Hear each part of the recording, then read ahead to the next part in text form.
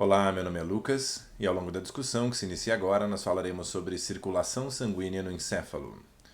Quando a gente fala em circulação do sangue, a gente tem que lembrar das várias funções do sangue. A gente vai destacar, em primeiro lugar, o transporte de nutrientes, né? Entre esses nutrientes nós temos açúcares, que são importantes para fornecer energia, especialmente para os neurônios. Nós temos os aminoácidos, que são importantes para fazer proteínas, né? Mas alguns aminoácidos também são importantes para fazer neurotransmissores. E a gente tem as gorduras, que são importantes para várias coisas, né? Entre elas constituir a membrana das nossas células. E muito importante também sobre o sangue é que ele transporta oxigênio, né? E os nossos neurônios, isso vai ser relevante em sistema nervoso central, os nossos neurônios são extremamente dependentes de oxigênio. Então esse transporte é absolutamente fundamental. Quando a gente fala em sistema circulatório, né, além da gente falar no coração, e a gente aborda um pouco mais daqui a pouco, a gente tem que mencionar também os vasos, né? A gente tem as artérias, a gente tem os capilares e a gente tem as veias. Muitas pessoas lembram das artérias e das veias e esquecem dos capilares. As artérias, por definição, elas saem do coração, né? Na maior parte dos casos elas são ricas em oxigênio, mas isso vai ter exceção, né? Vai ter uma exceção caso essas artérias estejam indo para o pulmão pegar oxigênio, e essas artérias vão se ramificar em vários capilares. As veias, por outro lado, elas vão para o coração e, de um modo geral, elas são pobres em oxigênio. Novamente, a gente vai ter uma exceção caso essa veia esteja vindo dos pulmões, onde aquele sangue pegou oxigênio. Mas, para corpo, o que vai nos importar é a artéria rica em oxigênio, veia é pobre em oxigênio. O que a gente tem entre as artérias e as veias? A gente tem os capilares, né? Os capilares são vasos extremamente finos, né? E são eles que efetivamente irrigam os tecidos. Então, as artérias transportam oxigênio, mas quem vai entregar esse oxigênio para os tecidos são os capilares, né? As artérias transportam os açúcares, os aminoácidos, mas quem vai entregar esses nutrientes para os tecidos vão ser os capilares. E as veias recolhem esse sangue que vem dos capilares e levam de volta para o coração. A circulação no encéfalo ela é bastante especial porque a circulação no encéfalo é protegida pela chamada barreira hematoencefálica, né, ou barreira sangue-cérebro. Essa barreira ela é formada por uma série de células que não são neurônios, são os astrócitos, né, e esses astrócitos, está aparecendo ali na imagem em cima à direita, mas também na imagem de baixo, e esses astrócitos que estão em azul ali na imagem de cima à direita, eles estendem os seus pés, né, são várias projeções, que ficam cobrindo a superfície dos capilares no encéfalo. Então, de modo simples, nada entra no encéfalo sem autorização por parte do astrócito, né? E, efetivamente, para entrar no encéfalo tem que passar por dentro do astrócito. Tem uma ou outra exceção importante, né? O oxigênio e o gás carbônico conseguem atravessar essa barreira sem muita dificuldade, mas os nutrientes, né, açúcares, gorduras, aminoácidos, todos precisam passar através do astrócito. O objetivo dessa barreira sangue-cérebro é tentar proteger o sistema nervoso central de substâncias tóxicas. Então, o sujeito ingeriu uma substância potencialmente tóxica, né, tem chance do astrócito conseguir impedir a sua entrada no sistema nervoso central. E a consequência que a gente tem daí é que os neurônios recebem os seus nutrientes diretamente dos astrócitos, né? Então o astrócito estende um pé que fica em volta do capilar, a gente vê isso na imagem de baixo ali à esquerda, estende um pé que fica em contato com o capilar e outros pés que ficam em contato com o neurônio. Né? Esses contatos não são sinapses, a gente não vai chamar de sinapse, sinapse vai ser entre um neurônio e outro, mas efetivamente o astrócito consegue pegar os nutrientes no sangue, né, no sistema circulatório, e entregar esse nutriente para os neurônios. A organização geral da nossa circulação está dividida em grande circulação e pequena circulação. Né? Ali no centro da imagem a gente tem o coração, né, com uma sua divisão em dois átrios, esquerdo e direito, dois ventrículos, esquerdo e direito, e o sangue efetivamente vai passar duas vezes pelo coração. Uma vez, tá, vai chegar no lado direito do coração, esse sangue está vindo do corpo e está indo para os pulmões. E uma segunda vez, né, quando está chegando do lado esquerdo do coração, que ele está vindo dos pulmões, cheio de oxigênio, e está indo para o corpo. Essa imagem pode criar a impressão de que o sangue desce pelo lado esquerdo do corpo e sobe pelo lado direito do corpo. Isso é só uma versão esquemática, né? O sangue vai sair pelo lado esquerdo do coração, mas vai descer pelo meio do corpo e distribuir para os dois lados. E depois, na hora de subir também, ele sobe mais ou menos pelo meio.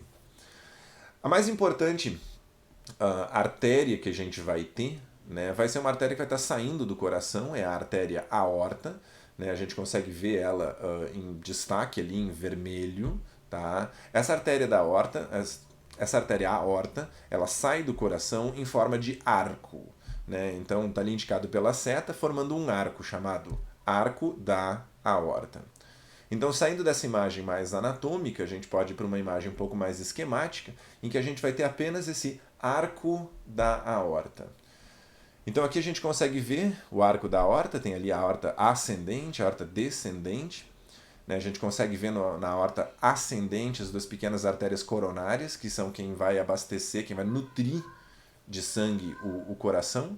Né? Quando a pessoa tem um infarto, frequentemente, infarto do miocárdio, frequentemente é uma dessas duas artérias, uma das suas ramificações que deu problema, mas o nosso tópico aqui são as ramificações que vão para a cabeça, porque a gente quer falar em circulação desse sistema nervoso central, especialmente circulação de encéfalo. Então a gente tem ali, saindo do arco da aorta, 3 projeções, mas que uma delas logo se divide em 2. Então lá em cima eu tenho 4 artérias. A gente vai ter então as artérias carótidas comuns, são as duas que estão um pouquinho mais para o meio, né? Carótida comum direita e carótida comum esquerda. E as duas artérias subclávias, né? Elas vão para os braços, mas uma ramificação vai ir para pescoço também. Então a gente tem aqui uma representação anatômica, né, em que eu consigo ver nessa imagem a artéria carótida comum, né, um pouquinho acima da seta ela vai se dividir em carótida interna e carótida externa. A que vai nos interessar é a carótida interna. E a gente tem ali um pouco mais para baixo as artérias subclávias e a seta está indicando uma ramificação dessa subclávia, que são as artérias, é a artéria vertebral, né, vai ter uma de cada lado. Então, o que vai ser importante para a circulação cerebral? Tá? As carótidas internas, esquerda e direita, estão marcadas na elipse azul mais de cima, que são ramificações das carótidas comuns, e as artérias vertebrais, esquerda e direita, né, são ramificações das subclávias, estão marcadas na elipse em azul um pouco mais para baixo. Então eu tenho 4 artérias que estão levando sangue para o encéfalo. Às vezes as pessoas confundem, porque eu tenho 4 artérias que saem do coração e eu tenho 4 artérias que vão para o encéfalo. Não são as mesmas. As que saem do coração são as duas carótidas comuns e as duas subclávias. E as que sobem para encéfalo são as duas carótidas internas, ramificações das comuns, e as duas vertebrais, ramificação das subclávias. Essas 4 artérias, com a ajuda de algumas outras que se estruturam mais para cima, vão formar o que a gente chama de polígono de Willis, ou círculo de Willis. Né? Vai ser a junção do sangue que está chegando por essas carótidas internas e pelas artérias vertebrais. O objetivo desse polígono de Willis é, como ele recebe o sangue de 4 artérias, né, isso vai ajudar a garantir um fluxo sanguíneo mais ou menos constante, de modo que seja adequado para o encéfalo. Mesmo que uma das artérias não esteja funcionando 100%, eu tenho sangue vindo por outras 3 artérias. Aqui a gente tem uma representação da circulação encefálica, né? A seta está destacando a região do círculo de Willis, e aqui a gente consegue ver um pouquinho mais de perto, né, que forma uma espécie de círculo. Nessa representação esquemática fica um pouco mais fácil da gente perceber que tem um circuito fechado ali. Esse polígono de Willis, então, formalmente ele é composto pelas artérias cerebrais anteriores, são as que estão bem ali em cima, né? O nome indica artéria cerebral anterior. A gente tem a artéria comunicante anterior, essa é uma só, faz a ligação entre as duas cerebrais anteriores. A gente tem as carótidas internas, tá? Esquerda e direita, bem ali no meio da imagem. A gente tem as artérias cerebrais posteriores, elas estão um pouquinho na parte de baixo do círculo, né? Mas o nome indica ali a artéria cerebral posterior. Tá? E a gente tem as artérias comunicantes posteriores, que vão comunicar a parte mais de trás com a parte da frente. formalmente não são parte do polígono de Willis a artéria basilar, que é aquela bem grossa que corre ali pelo meio, né? Ela anatomicamente não é parte do polígono de Willis, mas funcionalmente ela é bastante importante para essa distribuição de sangue, e as artérias cerebrais médias, que estão mais na parte de cima da imagem e que são as continuações das carótidas internas. Então, novamente, essas cerebrais médias também não fazem formalmente parte do polígono de Willis, mas são extremamente importantes. E é comum a gente dividir esse sistema todo em sistema anterior e sistema posterior. Tá? Isso vai ser importante quando a gente estiver falando em acidente vascular encefálico, porque certos tipos de acidentes vasculares encefálicos, né, o acidente vascular encefálico hemorrágico, eles têm uma certa chance de acontecer em sistema anterior, uma certa chance de acontecer em sistema posterior. Então, é parte em termos de estatística e de previsão do que pode acontecer com o indivíduo. Mas é importante lembrar que só 35% das pessoas, mais ou menos um terço das pessoas, possui a versão completa, né? Que eu chamo de versão de livro, em que o círculo está bem completinho com todos os pedaços conectados. A gente tem ali, um pouco mais à direita, as representações das variantes mais comuns, né? Então, às vezes a pessoa tem, como ali aquele em cima à esquerda, né? O sujeito tem as duas cerebrais anteriores vindo do lado esquerdo. Isso significa que um problema em carótida esquerda, por exemplo, pode afetar a circulação de sangue para todo o lado esquerdo do cérebro, mas também para o lado direito, bem no meio do cérebro. Ou dito de outra maneira, as variantes anatômicas ajudam a entender por que de vez em quando a gente tem alguns acidentes vasculares encefálicos afetando os dois lados ao mesmo tempo. Então, o encéfalo vai ser irrigado por várias dessas artérias. Então, por exemplo, ali o mesencéfalo vai ser irrigado pela artéria cerebral posterior. A ponte é irrigada pelos ramos da artéria basilar. O cerebelo tem 3 pares de artérias. O bulbo tem 2 pares de artérias. A gente já não vai se preocupar em guardar todas essas configurações e o que irriga o que. Tá? O que eu quero destacar, que é o que vai acabar sendo marcante, é a irrigação da ponte. Né? A ponte ela é irrigada por ramos da artéria basilar. E a artéria basilar é um lugar relativamente comum para o sujeito ter um acidente vascular encefálico. Então a gente tem alguns casos em que o sujeito tem um problema de circulação ali na artéria basilar e a ponte inteira fica, ou pelo menos a parte ventral da ponte, fica sem circulação. Isso leva àquele quadro que foi discutido em outro momento, né, que é síndrome do enclausuramento, em que as fibras ventrais da ponte são lesionadas e o sujeito, então, apesar de consciente, não consegue mover qualquer pedaço do seu corpo, exceto os olhos. Então, o prosencéfalo vai ser o nosso foco. Né? E o prosencéfalo vai receber sangue da artéria cerebral anterior, da artéria cerebral média, da artéria cerebral posterior. Essas 3 eu tenho que guardar, junto da basilar. A gente vai ter ainda a artéria oftálmica, a gente vai ter a corióide anterior, a gente vai ter a comunicante posterior, são todos ramos ali da carótida interna. Essas 3 a gente não precisa se preocupar tanto, eu tenho que preocupar nas 3 cerebrais, anterior, média e posterior. A cerebral anterior, ela vai ser responsável por irrigar todo aquele pedaço que está marcado em azul escuro, que são as partes mediais, ou seja, bem pelo meio, de córtex frontal e de córtex parietal. O que eu já chamo a atenção que vai passar por ali, que vai receber sangue dessa artéria? A gente tem uma fração, basicamente todo o giro do cíngulo, né, o córtex cingulado, e a gente tem tanto a parte de movimento como a parte de sensação das pernas. A gente tem que lembrar que as pernas têm uma representação na parte medial do córtex. A cerebral média é talvez a mais importante delas, porque vai pegar todos os pedaços da lateral. Então, tu vai ter pedaço do frontal, tu vai ter pedaço do parietal, tu vai ter pedaço do temporal. E como essa cerebral média é a continuação da carótida interna, qualquer coisa que aconteça na carótida interna, como por exemplo o surgimento de um coágulo, frequentemente vai trancar ou vai gerar um problema de circulação na cerebral média. É uma situação bastante comum. E a gente destaca também a cerebral posterior, que na imagem ali está marcada em azulzinho claro, tá? Então vai ser responsável por levar sangue para córtex occipital, que é importante para a visão, e o giro temporal inferior, que é o local onde vai estar localizado o hipocampo.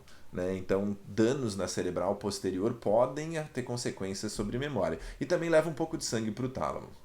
A gente complementa com a oftálmica, que vai levar para nervo óptico, com a corioide anterior, que pega núcleos da base, o hipocampo propriamente dito, a amígdala, substância negra e núcleo rubro, tá? E a comunicante posterior, que vai levar sangue para o diencéfalo. Tá? Mas a gente tem que prestar atenção nas três cerebrais. Esse sangue todo que é levado pelas artérias vai se ramificar em cada vez artérias menores, né? Vai dar origem aos capilares, que é quem efetivamente vai estar entregando o oxigênio e os nutrientes para os tecidos, mas em algum momento eu tenho que retirar esse sangue que agora já foi distribuído pelo cérebro. Né? Retirada de líquidos a gente chama de drenagem, e nesse caso quem vai fazer a drenagem vão ser veias. Então, depois que a gente teve a distribuição pelas artérias, a entrega dos nutrientes e oxigênio pelos capilares, a gente tem que fazer a drenagem venosa. Os vários capilares cerebrais vão dar origem às veias cerebrais. Essas veias elas vão drenar para alguns grandes seios venosos. Né? Lembrando, seio é um espaço cheio de líquido, né? Ou um espaço cheio de alguma coisa, porque pode ter seios da face também. Então, nesse caso, são seios venosos, são espaços largos, que não têm uma estrutura de vaso, né, de artéria, de veia, mas que contém sangue. Então, vou ter vários seios, sagital inferior, sagital superior. Né? Eu dou um destaque, que é o que a gente enxerga ali na imagem, no seio sagital superior. Ele fica ali dentro da dura mater. Esses seios venosos, tá, direta ou indiretamente, tá, vão terminar nas veias jugulares internas, que estão descendo daí pelo pescoço e mais adiante vão chegar nas veias cavas e vão chegar no coração. Com tudo isso no lugar, a gente pode falar naquilo que costuma ser conhecido hoje como acidente vascular encefálico. Antigamente se usava o termo acidente vascular cerebral, né? AVC, hoje a gente usa um AVE. Então, um acidente vascular encefálico ele é um problema com a circulação encefálica. Né? Ele vai ter como consequência uma falta de oxigênio, uma falta de nutrientes para o sistema nervoso. A gente tem ali um exemplo de uma artéria, né, que foi cortada para que se visse a parte de dentro, e dá para ver ali em marrom que tem uma cara de isso não é uma artéria muito saudável. Né? Então, às vezes as pessoas têm placas de ateroma, né? São placas de gordura calcificada que bloqueiam a circulação.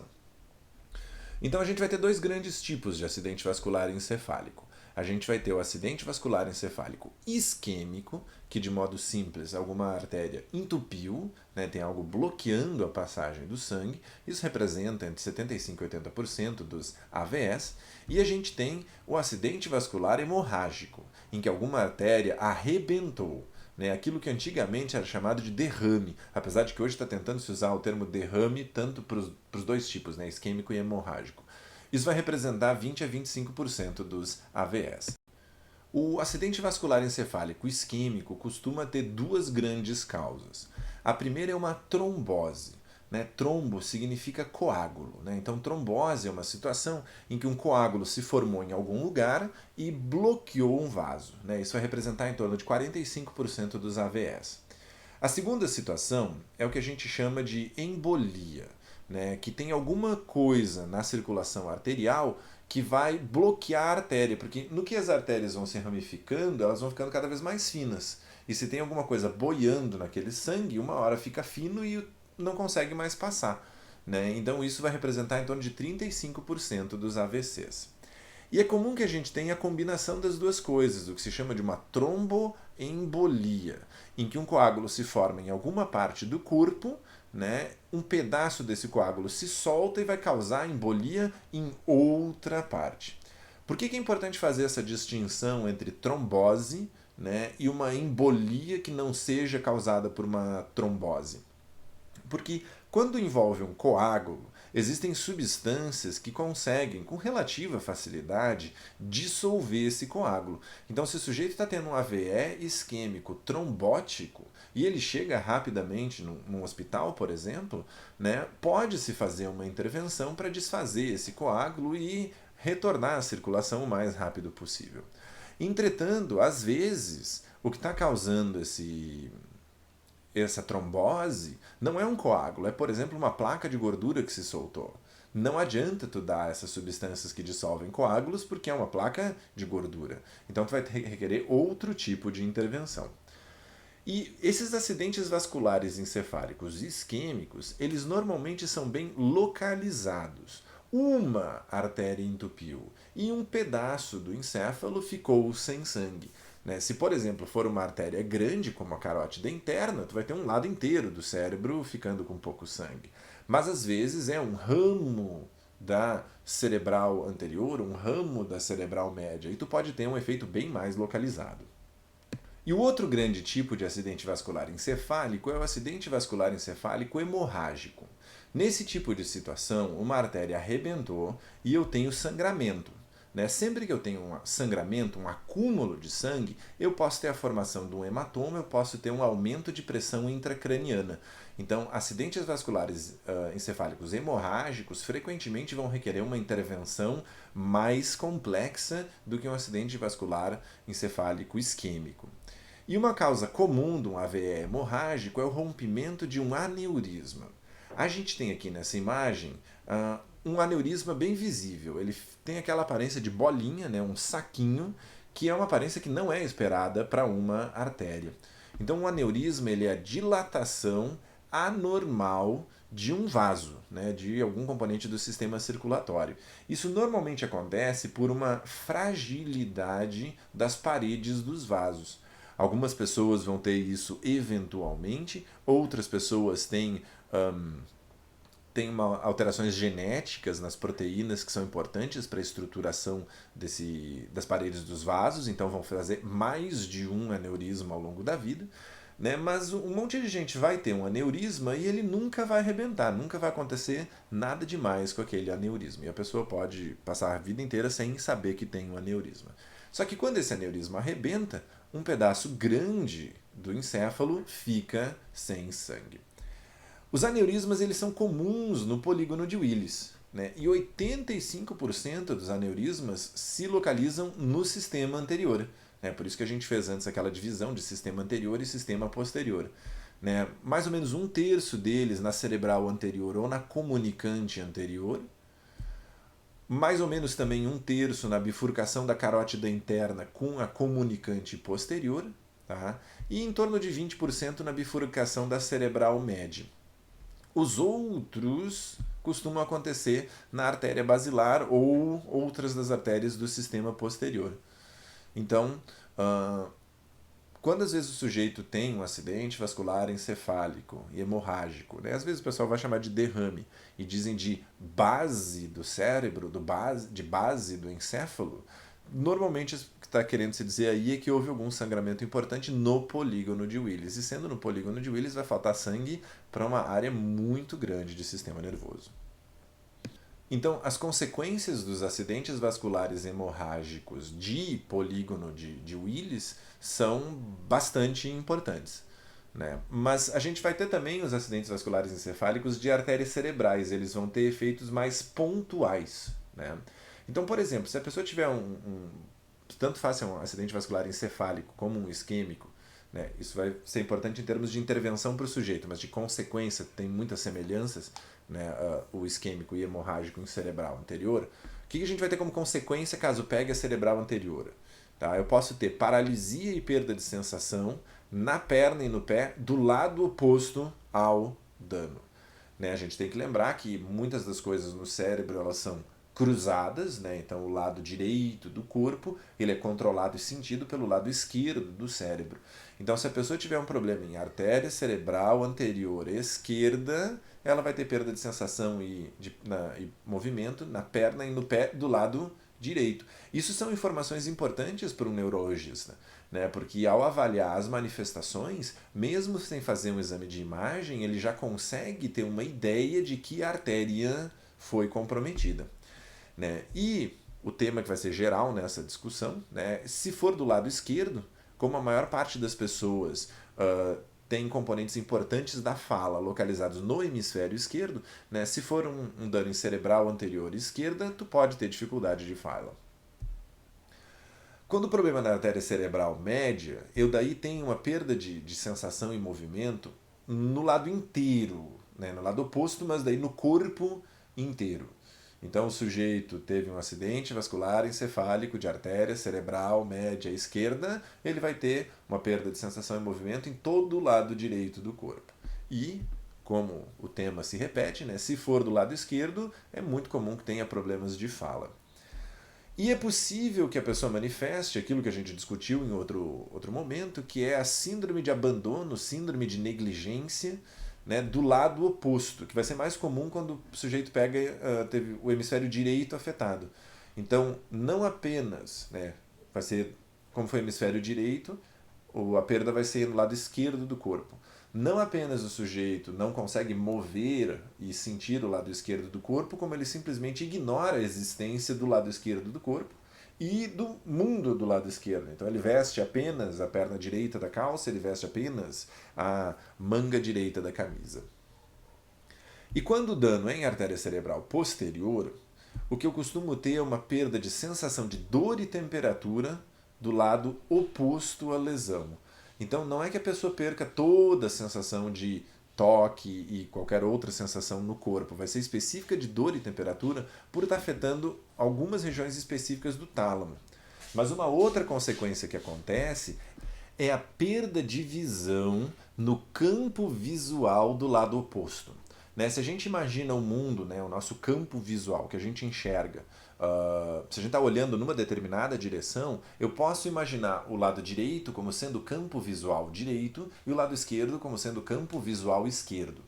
Então, se a pessoa sofre uma lesão em artéria cerebral posterior esquerda, ela vai deixar de enxergar todas as coisas que estão no lado direito, no campo visual direito.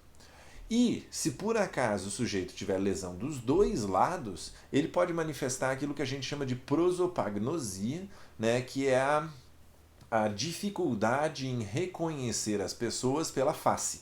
O sujeito ainda vai ser hábil em reconhecer as pessoas por outras características, como pela voz, pelo formato da pessoa, pelo jeito de caminhar, mas ela perde a habilidade de usar a face como elemento de reconhecimento. E também, quando a gente tem dano em cerebral posterior, é comum que a pessoa manifeste hemiparkinsonismo. Um lado da substância negra, né, e a substância negra é a fonte de dopamina para os núcleos da base, um lado da substância negra é lesionado, então um lado do corpo passa a manifestar Parkinson. Então vai ter o tremor característico do Parkinson e a dificuldade de produção de movimentos do Parkinson, mas só de um lado do corpo. E também, pegando cerebral posterior, tu pode afetar hipocampo, né? E afetando o hipocampo, tu pode ter algumas dificuldades de memória. E, como usual, sempre pode dar risco de problema de fala. O que a gente tem que lembrar é que, como a gente mencionou mais cedo, a maior parte das pessoas tem versões incompletas do polígono de Willis. Então, eu, às vezes, vou ter um acidente vascular encefálico de um lado do sistema circulatório encefálico, mas que vai estar tendo consequências dos dois lados do corpo. Porque, por exemplo, nessa imagem ali, né, as duas artérias cerebrais anteriores, elas recebem sangue apenas do lado esquerdo do sistema circulatório, lado esquerdo do polígono de Willis. O resultado é que se trancar ali a carótida interna esquerda, vai faltar sangue para os dois lados do meio, né, os dois lados no meio do cérebro. A nossa síntese, então, é que eu tenho 4 artérias levando sangue para o polígono de Willis. Esse polígono de Willis distribui sangue para o encéfalo, né? E problemas em uma das artérias desse sistema vai levar a danos específicos no encéfalo. Eu tenho que saber, pelo menos, as 3 grandes artérias cerebrais, cerebral anterior, cerebral média e cerebral posterior, e ainda lembrar da artéria basilar, que é importante para algumas situações especiais.